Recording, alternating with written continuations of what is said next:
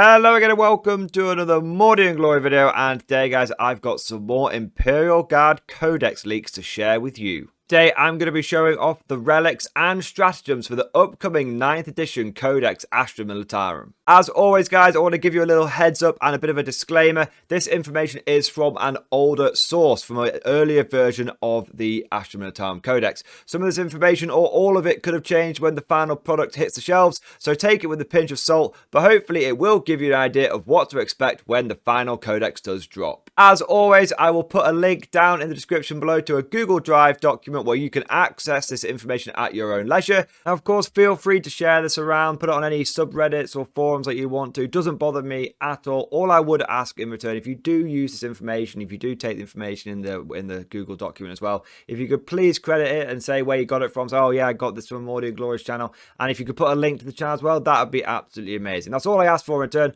Otherwise, guys, go nuts and do what you want with this information. So the first thing I want to do is go over the relics for the new codex. Now, to be clear, I have leaked some of these before in a previous video, but I thought what would be a good idea is to put them all in one place so you don't have half your information in one place and the other half information in another video. If you want to see the original leaked video where I first show this information off along with loads of warlord traits, then check out the link at the end of this video. But first, let's go over the ones that you've already seen. So we've got the Emperor's Benediction, which is a range 18 pistol with 3 shots, strength 4, AP -1, and damage 2. It has the ability to ignore the lookout serve rule, and an unmodified wound roll of a 6 does 1 mortal wound in addition. This is an upgraded version of a Commissar's bolt pistol. It's okay. It's better than it is right now in the 8th edition codex, but overall, I would say this is a fluff choice. Next up, we've got the Tactical Auto Reliquary of Tiberius, which allows you to issue +1 order. This is greatly improved over the version in the 8th edition codex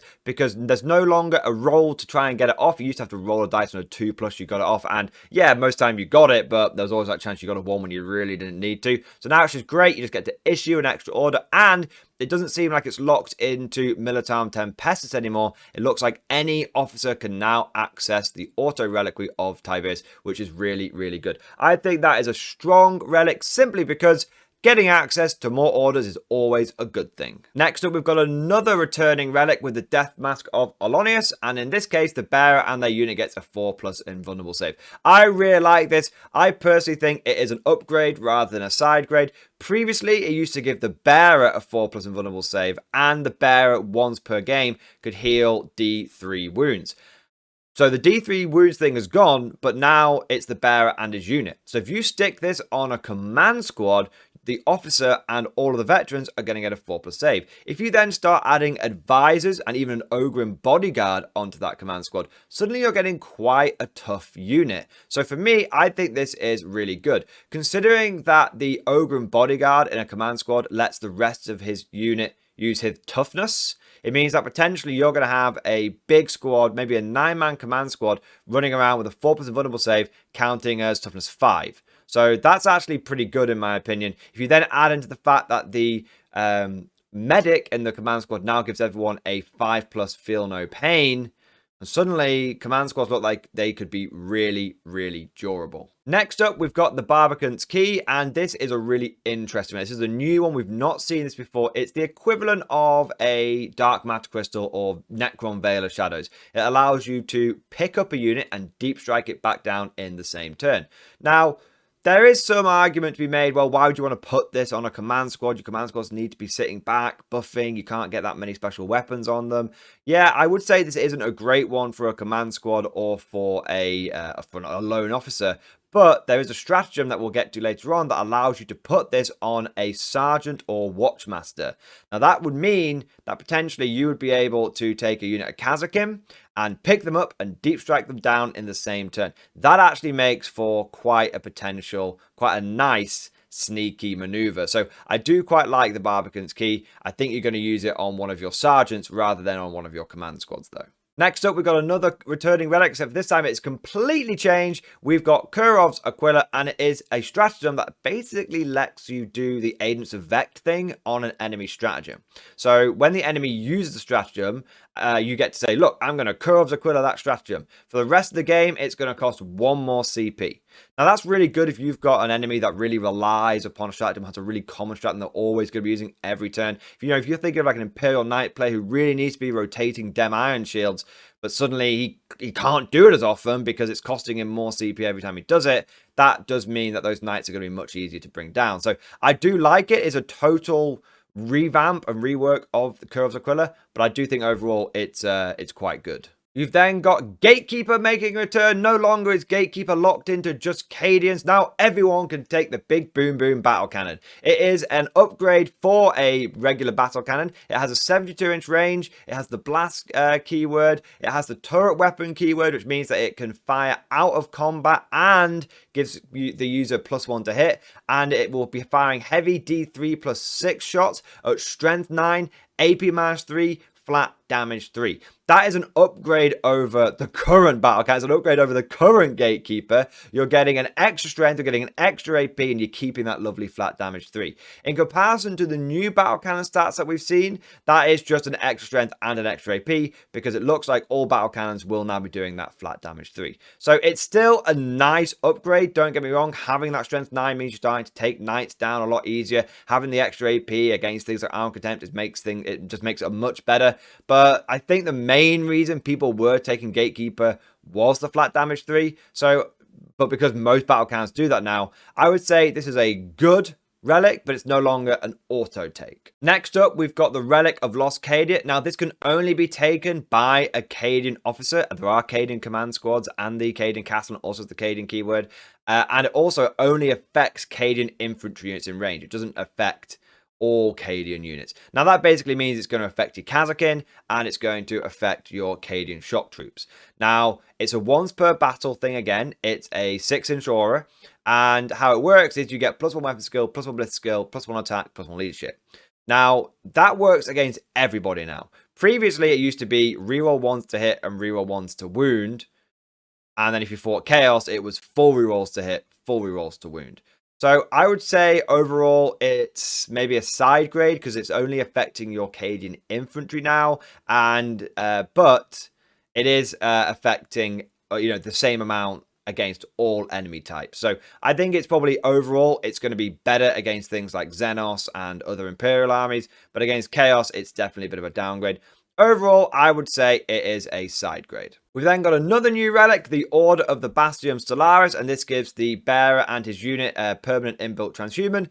Again, when you start looking at all of these buffs you can start putting on command squads, you can really get some very, very durable command squads. You can either spread these relics out, or you could start just putting them all on one command squad, and that just make a really, really tough unit. Overall, it's a great little relic. Don't know if it's an auto include, because obviously you can just try and keep your command squads out of line of sight and they all get lookout sir now, but it's still very cool if you want to build some kind of Giga Chad command squad. You've then got the Psi Sigil of the Sanctioned Psyker, and it allows one Psyker model to know +1 power and to be able to cast 1 extra power. This, I think, is actually surprisingly good and is very much a take-all-comers thing. I think slotting in a Primaire Psyche is going to be really good. And a lot of these other relics are kind of like, okay, yeah, they give you this transhuman or they give you these other things on a command squad, but there's nothing better than just being able to cast 3 powers in a turn.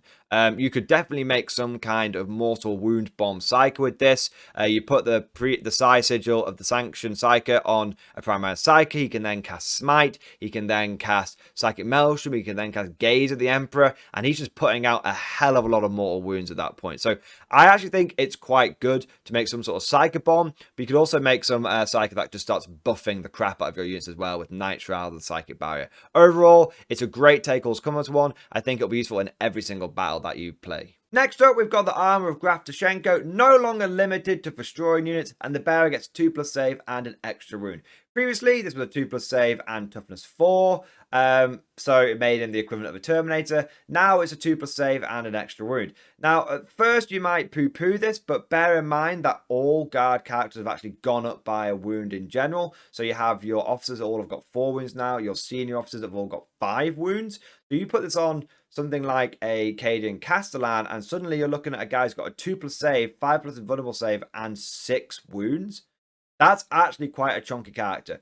Overall, I don't think it's overly competitive though. I think it allows you to make a fun character, but I think as with many guard relics and buffs, you really want to be focusing on buffing surrounding units and supporting surrounding units rather than trying to make beat stick characters. Leave that to the Space Marines is what I say. We then have the Laws of Command, and again, this has completely changed from how it was in the 8th edition Codex. You can issue one order, and it's from a specific subset, it's not all of the orders, in the enemy turn, and you can do this once per game. So, for example, if your opponent is coming in on you and trying to take an objective off you, you could go, I'm going to use my Laws of Command in your turn, and I'm going to issue the order to take cover on my unit that's holding the objective. That then means that the unit would have light cover. If they're already in cover, they get light cover and dense, and it would make that objective much harder to take.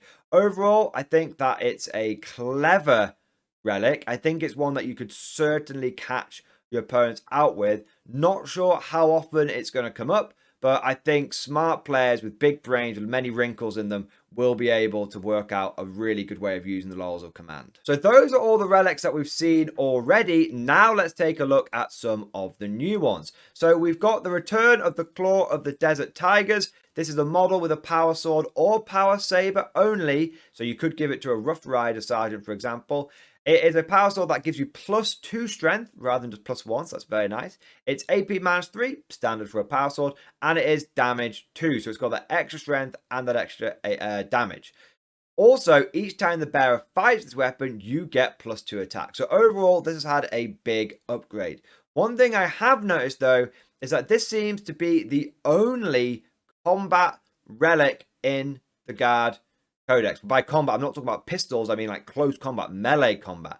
That's really interesting. In the previous Codex, we had like 3. We had this one, the Katachan one, and we had the Emperor's sword, wasn't it? The Emperor's blade, the Blade of Conquest. Now we just have the Claw of the Desert Tigers. Some people will be a bit disappointed about that. I know a lot of Katachan players like taking the Mammoth Tusk, but what I would say is don't see this as the Claw of the Desert Tigers. Just see it as a generic upgrade for your combat character. If you're a Katachan player, just see this as the Mammoth Tusk blade. If you're someone who used to like running the Emperor's blade, just see it as this. It is your standard combat upgrade relic for your guardsmen. Overall, it is a hell of an upgrade over what it used to get. You're getting loads of strength, loads of AP, loads of damage, and you're getting more attacks. Considering you could get a Castellan with like 6 attacks as weapon, it looks pretty tasty to me. But again, it is a bit of a fluff one just because, you know, guard characters shouldn't really be beat sticks. But if you want to make a beat stick character, this is the way to go. Next up, we have the Clarion Proclamators, and this is a proper Master Vox, guys. Basically, it's an upgrade for the guy in the command squad who's rocking the Master Vox.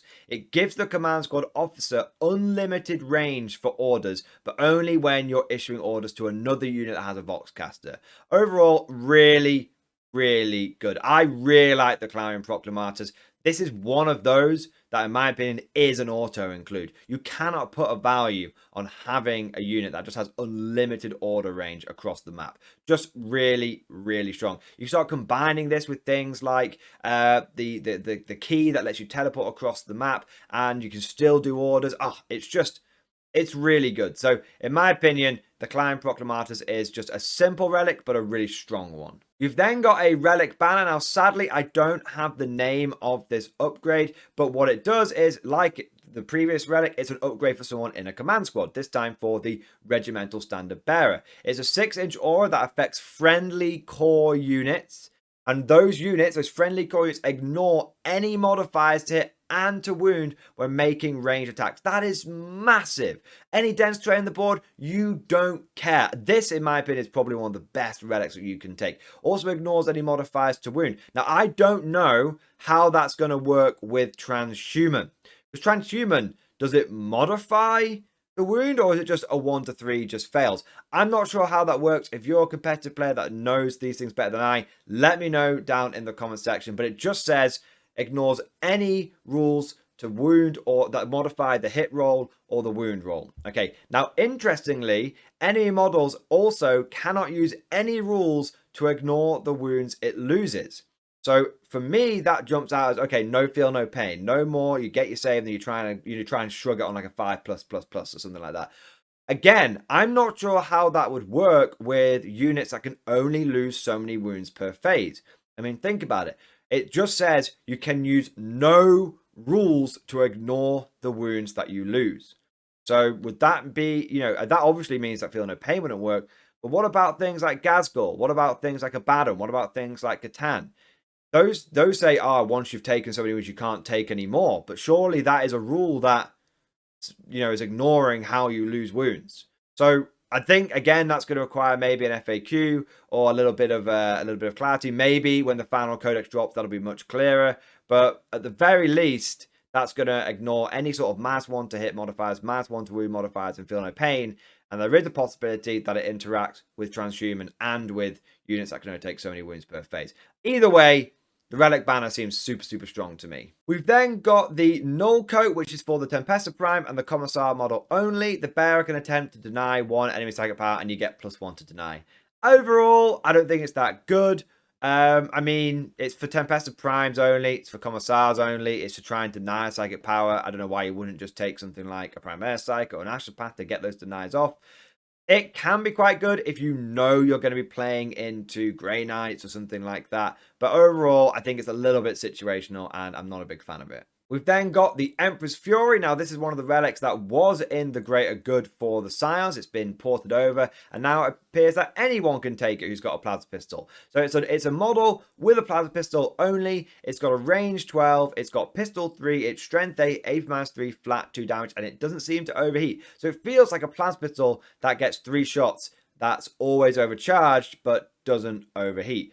Overall, that's fine. Again, it's a bit of a fluff upgrade. I mean, the end of the day, it's a cool pistol. Again, I would be focusing on buffs rather than damage output. But if you're someone that loves the Emperor's Fury and loves them relic plasma pistols, then go for it. Interestingly, that the codex has 2 relic pistols, but only 1 relic sword.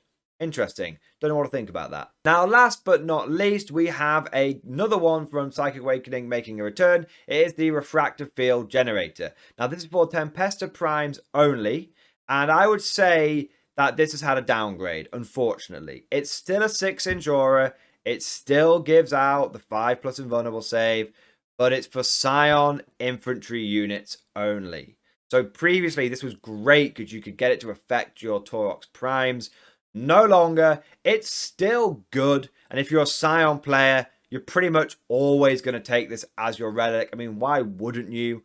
It's between this and the Null Coat. Do you know what I mean? Well, I suppose you've got like the Clarion Proclamatus and stuff like that as well, and the Relic Banner and stuff like that. But I would just say, like, if you are a traditional Land and Lion player, this is still going to be your go-to relic. It's just a shame it doesn't affect your Taurox Primes anymore. Definitely a downgrade, but definitely still a very, very good relic. So that covers all of the relics. Now let's take a look at the stratagems. And we've got some new ones here. I'd say we've got quite a lot of new ones. We've got some that are making a return, and we've got some totally new stratagems as well. Overall, I really like the stratagems that we've got. We still have a few duds. I mean, every codex does, but overall, I think they're pretty strong. So the first one out of the gate is Relentless, and this is a great stratagem that I think has had an upgrade. You use this in the command phase on one of your friendly vehicles. The model counts as being on its top profile until the start of the next command phase. Now, it's 1 CP for regular vehicles, but it's 2 CP for Titanic vehicles. That is massive. Previously, you just couldn't use it on Titanics. Now you can. So overall, it is exactly what it used to, but now you can also use it on Titanics. That is a big upgrade. Next up, we've got Field Promotion, one from the Cadence supplement that now seems to be able to be used by anyone. It still costs 1 CP. It still does exactly the same thing. When your Warlord dies, you get to select 1 officer model in your army, give it a Warlord trait. For all rules purposes, that is now your Warlord. If your opponent had an objective or an agenda that was like, kill the Warlord, they don't count as completing it. However, this has technically had a downgrade because now it can only be used once per game. Previously, you could use it as many times as you want, and your opponent basically had to wipe out your full chain of command if they wanted to get that Warlord. Now, it can only be used once per game. So, it's still pretty good, but it's definitely had a downgrade. Next up, we've got a brand new stratagem called Vengeful Salute. This is a really cool stratagem, and I quite like it. So it says, use when a friendly vehicle is destroyed in the enemy shooting or fight phase. So if someone does some mortal wounds in the charge phase, it's not going to work. If they do it in sidekick, it's not going to work. But you get to do it in the enemy shooting or fight phase, as long as the vehicle did not explode. So if you explode, there's nothing to do revenge with, okay? Before you remove the model, the vehicle can shoot with its turret weapons. So it's not every weapon, but it is a turret weapon. The vehicle counts as having a ballistic skill of 5+, but don't forget, turret weapon gives you +1 to hit, so actually you're hitting on a 4+. It costs, and you get to shoot, and then when you finish shooting, you remove the model as per normal. It costs 1 CP to use on battle tanks, so that is your Lehman Russes and your Rogel Dawns.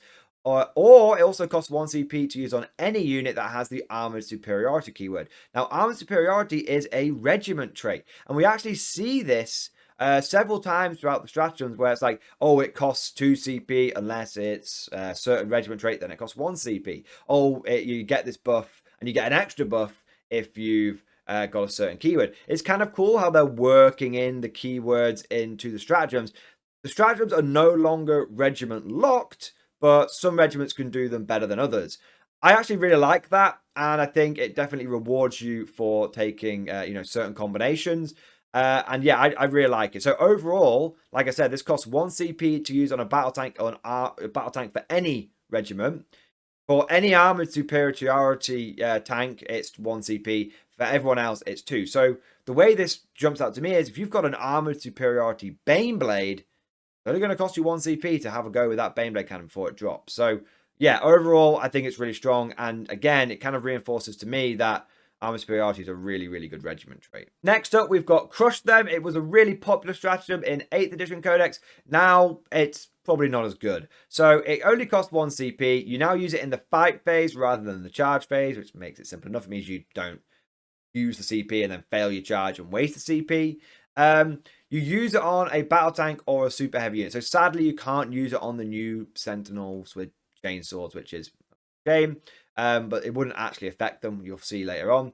But you can't use it on like chimeras or anything like that. You can't use it also in fighting enemy vehicles or monsters. Basically, you're trying to crush little things, not crush big things. The model gets a weapon skill of 4+. Previously, this was a 2+ in the old version. So again, it's not as good. If the model has the armored keyword, then it gets a weapon skill of 3+. So that might work with your armored tracks. It might work with things like Tauroxes and like Baneblade, stuff like that. So it's all right. It means you're probably going to be hitting on a 3+ for some of your bigger vehicles. Also, unmodified rune walls of a 6 do 1 mortal wound in addition to other damage. So it's okay, but this used to just be a 2+ for any vehicle. I kind of wish they kept it that way, and then you could really abuse it with the Sentinel chainswords, but they've not let you do that, sadly. The unmodified wound roll 6s is alright, but when you think about it, outside of a Baneblade, you haven't got that many attacks. One thing is, I don't know how this works with the Dozer Blade. I know the Dozer Blade does help with one of the orders, blitz them, but I wonder if it helps with this as well. It'll be interesting to see how it works. But overall, Crush Them, it's still around. It's still okay. You're still probably going to use it realistically on a Baneblade, but it's not as good as it once was. Next up, we've got another cool stratagem making a return. However, it isn't very good. It is Fire on My Position. This is a really cool stratagem where like the last guy with the Voxcaster like calls in a bombardment on his head to try and take out the enemy. It was cool in the last codex, but it wasn't very good, and it's cool in this codex, and again, it's not very good. It now only costs 2 CP. It previously used to cost 3, so it's 1 cheaper. Used when a friendly model with a Voxcaster dies from a melee attack. Don't remove the Voxcaster. After all attacks have been resolved, you roll a d6 for each enemy within 3 inches of the Voxcaster guy. On a 4+, that unit takes d3 mortal wounds. Once resolved, remove the Voxcaster model. This stratagem only costs 1 CP for units with Cult of Sacrifice. So, unlike your Krieg, if you're a diehard Krieg player, you want to use that Cult of Sacrifice thing, that's pretty cool. If it's 1 CP, it's you chuck a CP at this. Realistically, this should be 1 CP for everyone. The fact it costs 2 CP means that anyone who isn't Cult of Sacrifice just isn't going to use it, because it's not automatic. I've reviewed the stratagem in the past when it was the 8th edition one, and I said, you need to make it 1 CP and a 4+, or realistically, you just need to make it 1 CP and it just automatically goes off. Okay, because it's units within 3 inches of the Voxcaster. You're not going to have that many units within 3 inches of the Voxcaster guy, okay? Like, it's going to realistically catch 1 unit. So realistically, it's 2 CP On a 4+, you do D3 mortal wounds to an enemy unit. It's just not worth it. So sadly, a complete dud. Hopefully, they fix this one in the final product. If not, it's another swing, another miss for Found My Position. Quite frankly, a bit of a shame because it's a very, very cool stratagem. Moving on, we've got Officer Cadre, which is your standard get an extra Warlord trait stratagem. It costs 1 CP. You've also got another one, Battlefield Request. This is standard for other armies, but it's new for Guard. Costs 1 CP. You get to select a Sergeant or Watchmaster model in your army, and you give them one of the following relics. Claw of the Desert Tiger, Emperor's Fury, Relic of Loscadia, or the Barbican's Key. So that's pretty standard for a lot of codexes where you can give a Sergeant a certain relic. It's new for Guard, which is very cool. I really like this because if you want to be a fluffy player and you want to be like, okay, I want to take that Sergeant that one time killed a Demon Prince in combat, and so I'm actually going to reward him, and so now I'm going to take the Sergeant with the Clawed Desert Tiger. Or you've got that Sergeant that always has that plasma pistol, and he's never killed himself with it, so you're like, you know what? Now I'm going to give him the Emperor's Fury. That's kind of cool. Or you could recreate Fellow Sergeant Kell. When you think about it, you could have a grizzled Sergeant running around with the Relic of Loscadia, and it might, you've got Creed's daughter. You could have like Kell's daughter or Kell's son or Kell's child. That's kind of cool, and he gets to run around with a Relic of Loscadia. The one that I think realistically is very powerful here is the Barbican's Key, because you can put this on like a Kazakin Sergeant, for example, and suddenly you can teleport a unit of Kazakin across the board in one turn and start getting some flanking maneuvers on the enemy. Bear in mind, Kazakin don't have a deep strike keyword, so this is a great way to give them some kind of deep strike. But yeah, overall, I think it's pretty powerful, and I think the Barbican's Key is definitely the tactical way to do it, but it does have options to give you some cool veteran sergeants as well. We've then got the Imperial Guard's Armory, which is your standard 1 CP, take 1 extra relic, you can spend it as many times as you want, essentially. That is actually an improvement on what we have in the current Guard Codex, which is 1 CP for 1 extra relic, 3 CP for 2. Now it's just 1 CP for 1 relic, and you can just keep doing it. You've then got another stratagem, which I think is really, really good. Probably one of the best ones in the Codex, which is Maverick Maneuvers. It costs 1 CP. You use it in your shooting phase. You select a unit of Sentinels. After they have resolved their shooting, the unit can make a normal move up to 6 inches, but it can't shoot again this phase. Now, interestingly, I haven't seen anything that lets you double shoot with Guard, but again, I might not have access to all of the stratagems, or maybe some other things have been added in with the final product. But I really like this, boys, because it's fire and fade. Guard have got fire and fade on their Sentinels. Now, that's really cool because you could do this on like a unit of armored Sentinels, poke them out, light someone up with some plasma, put them back again. Really, really strong. Or three las cannons. Yeah, overall, I think it's very, very strong. I think this is kind of a swap out for the old Death Maneuvering one, which used to reduce the damage coming in. I think this is 1 CP, and it's very, very good. We've then got Thunderous Charge, which costs 1 CP. Use on Ogrins or Rough Riders when they have finished a charge. Select one enemy within engagement range. Roll 1d6 for each one of your Ogrin or Rough Riders that is in engagement range. For each roll that equals or beats the enemy toughness, they suffer 1 mortal wound. That's pretty good. I mean, it's okay. It's going to allow you to really just beat up on some weaker units. But then again, those weaker units, things like Ogrin and Rough Riders probably wouldn't struggle to get through them. I think it's fine. It's okay. It's 1 CP, and it kind of replaces the old Thunderous one, which was on like a 4+. I think it's more of a side grade than an upgrade. But yeah, it's okay, but nothing special to write home about. Next up, we've got Artillery Strike requested, and this is 2 CP. Now, this one is cool, and it has some use, but it's not super powerful. I would have liked to see this be 1 CP, realistically. You'll see why in a moment. Use the stratagem in your command phase when the Master of Ordnance or an expert bombardier officer is on the board. Now, I like that because it's, again, certain regiment traits are getting cool little buffs to the stratagems. I like it. You then place a marker anywhere on the board. Doesn't say you need line of sight, just anywhere on the board. At the start of your next command phase, roll 1d6 for each enemy unit within 6 inches of the center of the marker. Add 1 for each unit that is within 3 inches of the mark, so anyone that's really, close to the blast. And then you -1 if it is an enemy infantry character. On a 2 to 5, the enemy unit suffers d6 mortal wounds. On a 6, they suffer d3 mortal wounds. You You can only use the stratagem once. Now, I really, really like this. Yes, it's only 2 CP. Well, I should say it is 2 CP rather than 1 CP. Yes, it's only once per game. But a little bit like the Death Strike, where you can kind of mess with your opponents, you can just put this on an objective and your opponent's going to start suffering mortal wounds. Now, yeah, your opponent might move some units off, but it doesn't come in until your next command phase. So your opponent does have a chance to react. They can move away, which means they could totally invalidate the stratagem. Fair enough. But if you put it on an objective, then they're moving off an objective. Bear in mind that you could start using this with Death Strikes to make that net of mortal wounds. So yeah, overall, I do like it. Bear in mind, like I said, if your opponent moves loads of units off but goes, oh, you know what, I'll just keep that one unit on the board, on the objective. That'll, you know, they can afford to take D3 mortal wounds. You go, okay. So my opponent's moved all but one unit off the objective. I'm now going to start hitting that unit with artillery. Easy enough for me to kill it.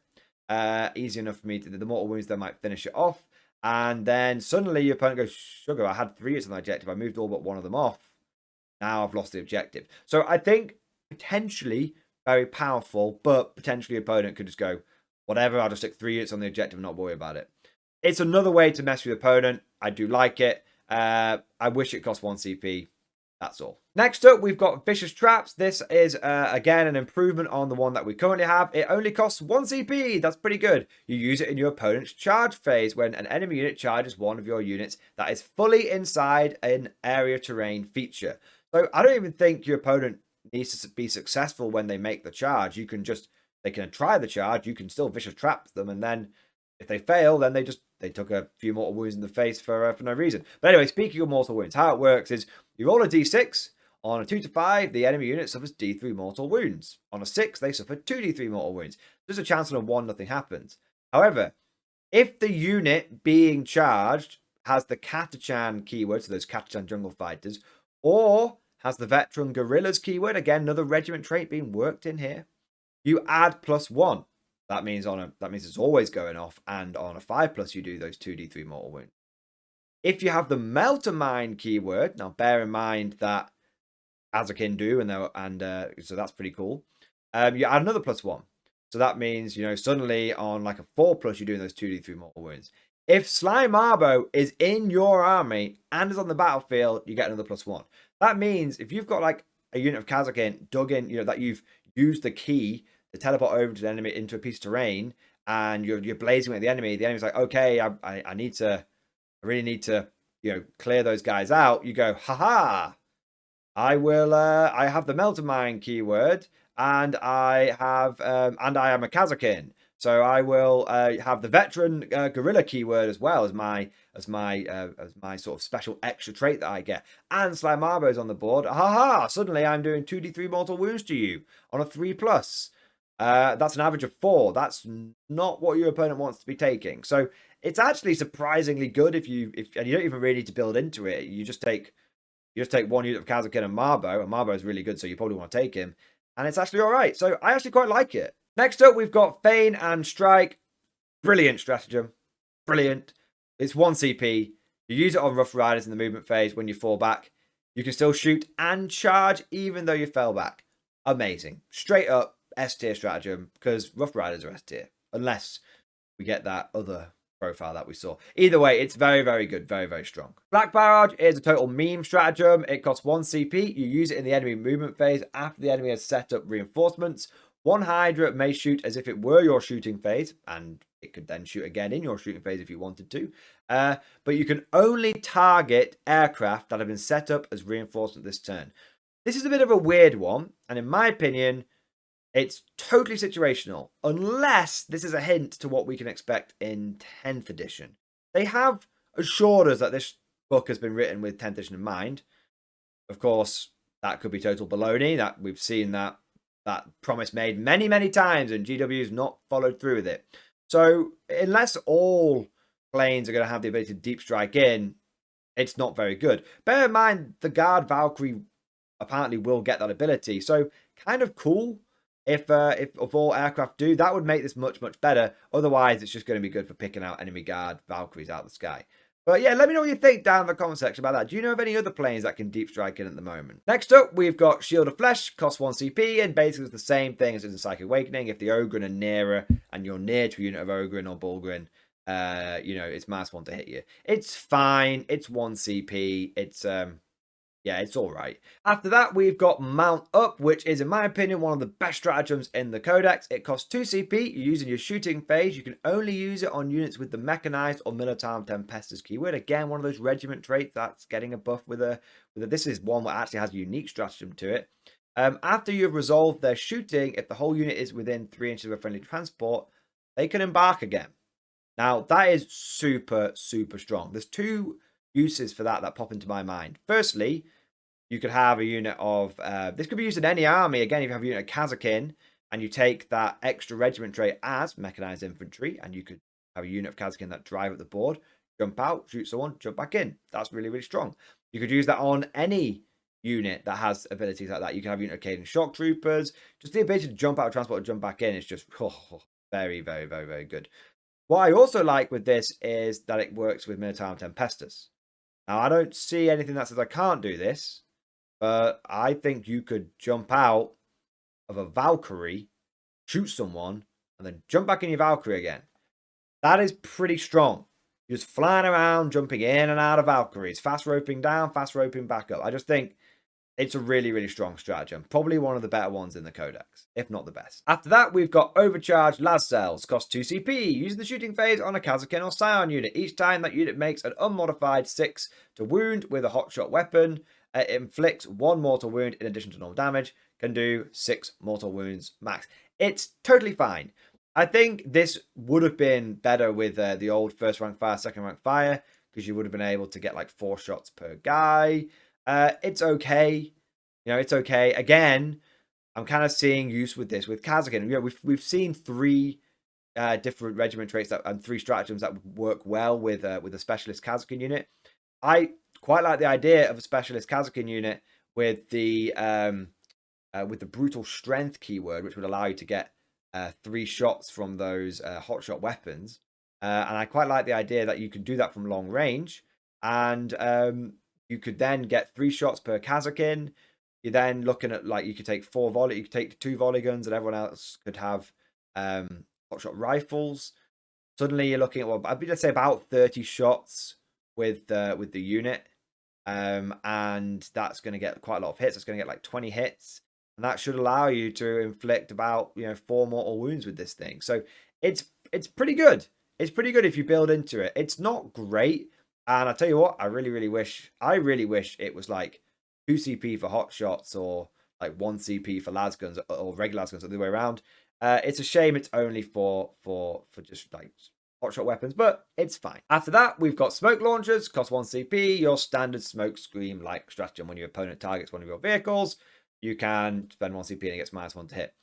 It's a side grade, this, because the current smoke launchers that we have on guard vehicles don't require a stratagem, so you can drive loads of vehicles forward and pop smoke with all of them, but it's only once per game. And it's also preemptive rather than reactionary. So you might pop all that smoke and then your opponent just doesn't shoot you that turn, just something else, and you've wasted all of your smoke. So that's sort of how it is currently. With this new way of doing it, you can only do it on 1 vehicle, so you can't do mass smoke popping anymore. But it is reactionary. You only do it when your opponent shoots at you. So if your opponent doesn't shoot at you, you don't have to use it. So I would say overall a side grade. After that, we have another one which I think is brilliant. I think it's really, really good. It's ablative plating. It costs 2 CP. Use the stratagem in any phase. You select 1 battle tank or armored unit. Until the end of the phase, reduce the damage of enemy attacks by 1 to a minimum of 1. This stratagem costs 3 CP for a Rogal Dawn or super heavy unit. So it's pricey on those chonky boys, on those Rogal Dawns and those super heavies. It is a pricey stratagem, but being able to get reduced damage, it is great. I mean, when you start thinking about the buffs you can then layer onto a super heavy, you could have a Tech Priest that gives it a 5+ invulnerable save. You could have a Tech Priest that could heal it as well. You've then got the this ability to reduce the damage. You've then got the ability to get +1 save against damage 1 weapons. There's just loads, and then you've got smokescreen as well. There is a lot of ways to make a damn tough vehicle with these stratagems and other abilities that we've got in the codex. So overall, I think it's really strong. And I think there's definitely some legs in that stratagem. But yeah, I like it. It's pricey, but I think it's worth the price. After that, we've got the Melter Mine. It costs 1 CP. It's a unit with the Melter Mine keyword only. You use it in the fight phase against an enemy monster or vehicle. On a D6, the enemy unit takes D3 plus 1 mortal wounds. On a 6, it suffers 2D3 mortal wounds. Totally fine. I think it's basically justifies the cost of buying the Melter Mine guy in like the Kazakin squad. It's fine. It's a bit of a fun one. Again, you've got to use it in combat, so it's a little bit dicey. But if you've got one of those units of Kazakin that maybe got like brutal strength, and you've got the Melter Mine keyword, and maybe the officer, maybe been able to give them some rerolls via like a priest or something. It's kind of cool that you could have this unit of Kazakin. It's like, oh, there's an enemy vehicle there that we didn't quite kill. Let's go get it. And so you can go in there and you can Melter Mine it, and you'll have your extra strength, and you have all those attacks and maybe some rerolls as well. So yeah, I think it's good. It's definitely only worth 1 CP though. Now last, I've got 3 other stratagems that I know the names of, but unfortunately don't know the full rules of them. Now there's Battlefield Surgery, Orbital Interference, and Acceptable Losses. All of these cost 1 CP. Now, Battlefield Surgery, I have no idea what it actually does, but I imagine it's going to be related to the medic guy in the command squad. It'll probably be similar to other medic-like stratagems that factions like the Votan have got. If you know what those stratagems are, if you've got an example of something like that, put it down in the comment section below. Orbital Interference is a really interesting one. It's for the officer of the fleet. I know that much. But I have no idea what it does. It talks about messing with the enemy's reinforcements. Maybe it's something to do with strategic reserves, like they can't come in. Maybe it pushes enemies out so they can't deep strike within, you know, for 1 turn, they can't deep strike within 12 inches rather than a 9. I don't know. I've genuinely no idea how it works, but I know it affects the officer of the fleet. Doesn't look like the officer of the fleet calls in a strafing run anymore, so that's a bit sad. Last one is Acceptable Losses, and this is interesting. Again, don't know what it does, but it talks about being able to, like, you know, guard officers know when they've got to take casualties, and, you know, even they've got to give those orders that might mean guardsmen have got to kill other guardsmen. It sounds to me like it's the old Valhalla one where you can shoot into combat with it, except for it's a stratagem now rather than an order. It actually sounds pretty good. Again, apparently it's only costs 1 CP. Maybe it'll be one of those ones where it costs 2 CP for everyone else, but 1 CP for regiments that have got the Grim Demeanor keyword. I don't know. It sounds pretty interesting though, and overall I think could be pretty useful if you've got something like a big unit of Bulgan or Ogren tying the enemy up, or a unit of or like a big tank that's in combat, and you're like, you know, I'll just shoot to combat with that. I'm not going to worry about it too much. It would technically, in my mind, it would be like a downgrade for Valhalla players because they could used to do it as an order. That's a stratagem. But I think for everyone else, it's an upgrade. It's a side grade because we didn't used to be able to do it, and so it's pretty nice.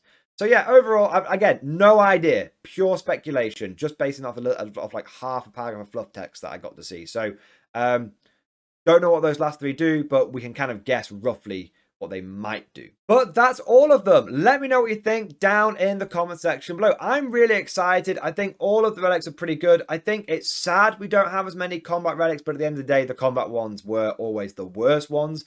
So it's cool that GW's given us like a couple of combat pistol ones and stuff like that, but they've not overloaded with them. I think overall, there are some definitely really strong relics in here. Barbican's Key sticks out to me. Gatekeeper sticks out to me. And those relic Voxcasters and stuff like that. Really, really good.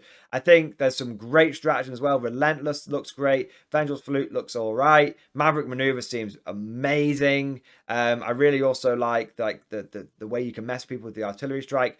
Overall, I think there's some really strong relics and stratagems here, and I would love it if you guys tell me what your favorite ones are down in the comment section. If you've enjoyed today's video, then please consider giving it a like, and if you want to make sure you never miss an episode and you're always up to date with the leaks, then consider subscribing to the channel. Last but certainly not least, if you really enjoyed today's video and you want to go the extra mile when it comes to supporting the channel, then please consider becoming a channel member or Patreon supporter.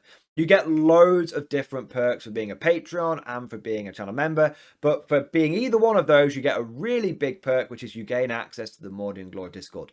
That is a really active community. We've got over 500 people, active people in it at the moment, and it's just constantly growing. So if you want to be part of a really friendly and just fun community, you want to talk about tactics, leaks, painting, memes, all that kind of stuff, then please consider becoming a channel member or Patreon supporter. But that's all we've got time for today. I hope you enjoyed the video, and of course, as always, I'll see you guys next time.